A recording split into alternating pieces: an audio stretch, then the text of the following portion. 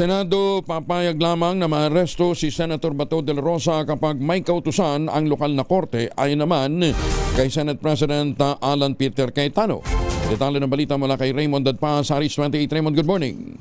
Igigiit ng bagong liderato ng Senado na hindi maaaring arestuhin si Senador Ronald Bato de la Rosa kung walang kautusan ang lokal na korte. Ito ang binigyang tin ni Senate President Alan Peter Cayetano sa kanilang pag-usap ni NBI Director Melvin Matibag. Ayon kay Cayetano, dapat bigyan nila ng pagkakataon si Senator Bato na gumawa ng legal na paraan laban sa kanyang warrant of arrest mula sa International Criminal Court o ICC. Narito si Senate President Alan Peter Cayetano. Ang stand namin is you have to get a court order, an arrest order from a Philippine court. Okay. And you have to allow Bato to exhaust his legal remedies. And after exhausting all of that, only then will we convince him to surrender. Hindi.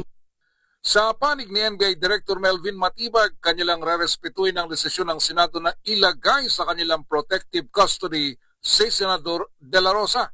Kailangan lang matiyak na kapag ipatawag si Senator Bato para sumagot sa mga katanungan sa kanya, ay ihaharap siya ng Senado. Narito si NBI Director Melvin Matibag. Senate mentioned that Senator Bato will be under their custody. So kami naman on the executive side, we will respect the co-equal branch nila, di ba? So we will hope that pag kailangan sumagot ni Senator Bato dun sa mga kailangang sagutin legally, mandato kung ano man yung invitation and all, so the Senate will be ready to present Senator Bato.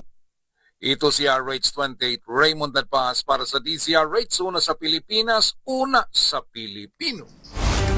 Maraming salamat, Raymond.